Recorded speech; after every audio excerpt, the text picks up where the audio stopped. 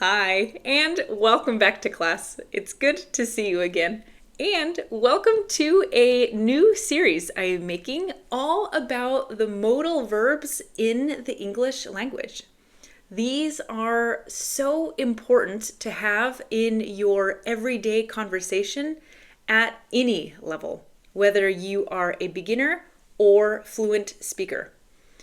We will also look at alternative ways we can use these words and maybe find some similar terms so we can understand these words at every single layer because many of them have multiple meanings. But the tricks you will learn in this lesson will make everything much, much easier. Today, we will focus on the modal verb can. Let's get started and bring you one big step closer to English fluency. Okay, so what exactly is a modal verb and why do we need them? Modal verbs are similar to helping verbs and they help you express certain actions a little more clearly, like ability or permission. They also help communicate politeness or rudeness. We will go into more detail about that in a moment because more than one modal verb can describe the same thing. But let's do one thing at a time and keep things nice and easy for today. Depending on who you ask, there are between 8 and 12 modal verbs, and we will go over all of them, even though one or two of them are not really modern English anymore, so not so commonly spoken nowadays. They are still good to know if you are a fan of older movies because you might hear them a little more often while watching those films. Before we begin with today's word can, I have really, really good news. Modal verbs have the easiest conjugations of any verb. They do not follow the he, she, it, S comes with rule. So the conjugations look like I can learn, you can learn, he, she, it can learn, we can learn, and they can learn. The reason is, I don't know, but Uncle Google told me that these specific verbs are very old English, old, and perhaps even older than that. Some argue they come from Proto-Germanic vocabulary, and the grammar rules came along with the words.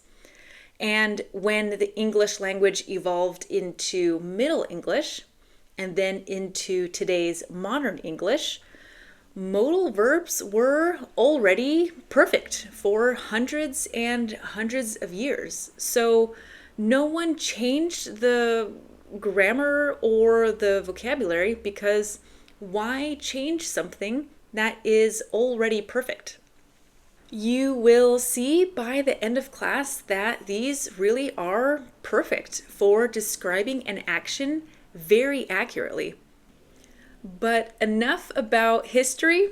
Let's learn how to use our first definition of can. Okay, you most likely already know how to use can in one or two different ways, but if not, that's absolutely no problem because we will look at each definition and how we can use it so you can start to say it in your conversations today. Our first and most important definition describes ability, skill, and even talent. What this definition really tells me is you can speak English. Yeah, you have the skill to speak the English language. She can sing opera. That is a great talent. And when I say ability, If I say you can fly an airplane, this is an ability. You can either do it or not. You know it or you don't know it. Same with you can swim or you can read Chinese characters. Good. Let's look at a couple more examples and learn to use not in the sentence, which will make it a negative sentence. Fish can breathe underwater. They can't or cannot breathe out of the water. Birds can fly. They can also walk or hop, but they cannot breathe underwater like a fish. Cannot is the long form of can't. They are the same word, just can't is the abbreviation of cannot. The conjugation is the same here for these negative sentences. So he, she, it, s comes with does not work for this modal verb, or any modal verb really. I can't walk. You can't walk. He, she, it can't walk. We can't walk, and they can't walk. Great. Asking questions also has the same conjugation structure. Can I walk? Can you walk? Can he or she walk? Can we walk? Can they walk? So you will not say she can walks. She can't walks or can she walks? That would be incorrect. You might have noticed another interesting grammatical difference with can compared to other normal English verbs. Many normal verbs use the infinitive to in front of the main verb, like she wants to speak multiple languages. He likes to walk in the forest. We will never say she can to speak multiple languages. That would be not so correct. We don't really need the infinitive to before the main verb here.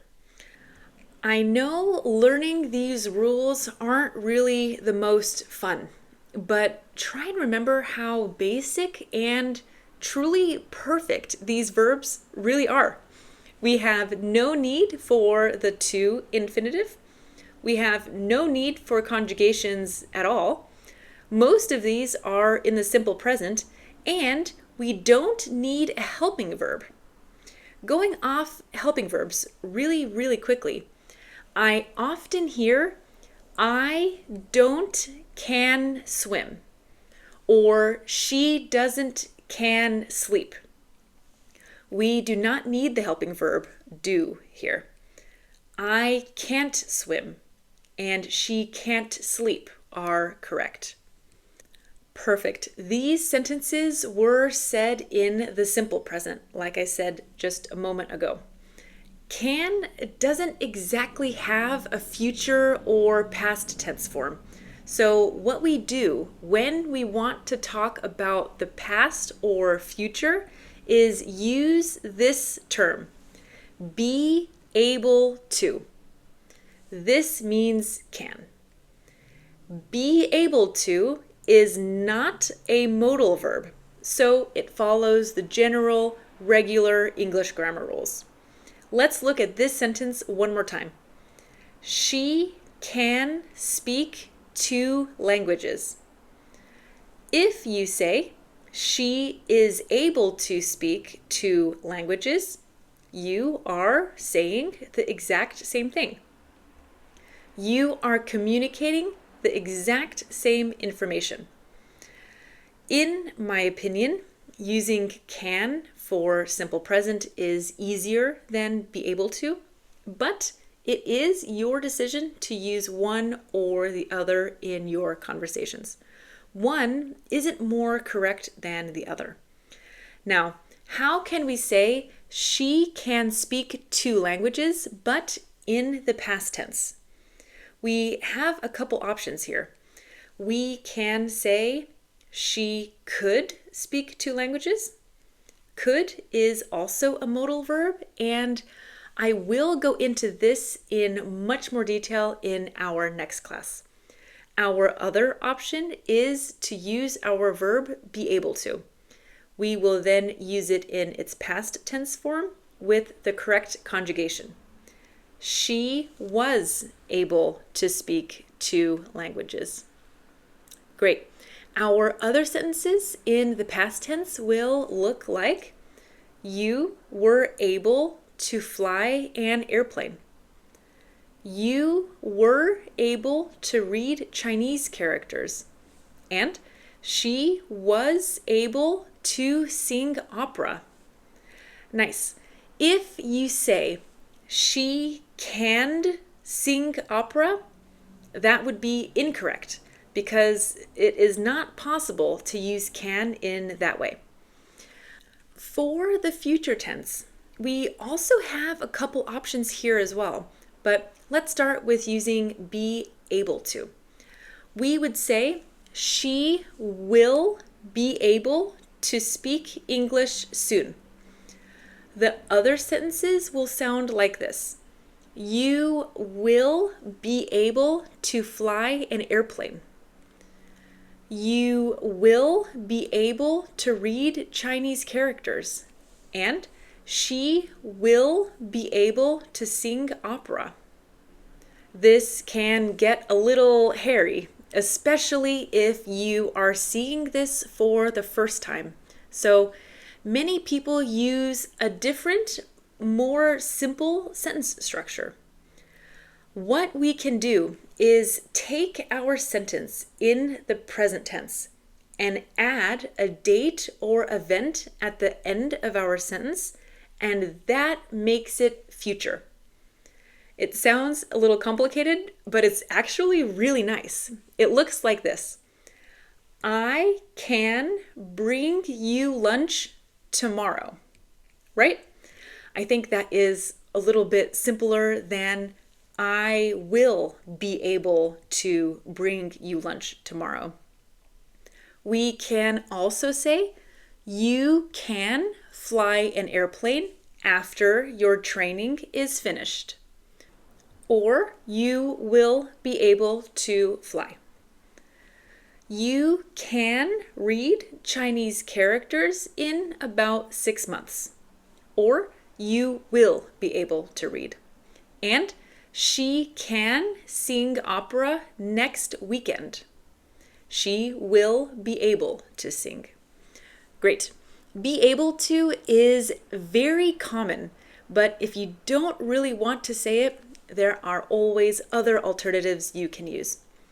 If you'd like, you can write me a few sentences and I can check them for you if you want a little extra practice. Okay, the most difficult definition by far is done. The rest of class will be much, much more relaxing. Let's learn the next way we use can. We have asking for permission. To put it simply, you would ask someone, can I have a glass of water, please? Or, can I have ice cream after dinner? Here, we are asking someone if it is okay to do something. Children will very often ask their parents, can I play outside? Or, can I have this toy? This is perfectly correct and polite. If you want to be very polite though, you can use a different modal verb and ask, may I play outside? Or may I have this toy? I will go over this modal verb very soon, but the main idea here is can, when asking for permission, is polite, and may is very polite. We also use can for requests, like you want someone to do something for you. For example, you might hear on the phone, "Can you please hold one moment?" Or, "Can you spell your name for me?" These are also very polite, but unlike with may, we would not ask, "May you please hold one moment?" That's not really correct. So, to summarize, for requests, can is a great option to use. Can you check my homework for me? Can you make me some lemonade? And can you open the window for me? These are all great questions you can ask people if you need a little bit of help here and there with anything, really. The next way we can use can is when we talk about making suggestions. So, I can lend you my pen for today. Do you think you can pick me up from the airport? We can clean the kitchen if you are feeling ill.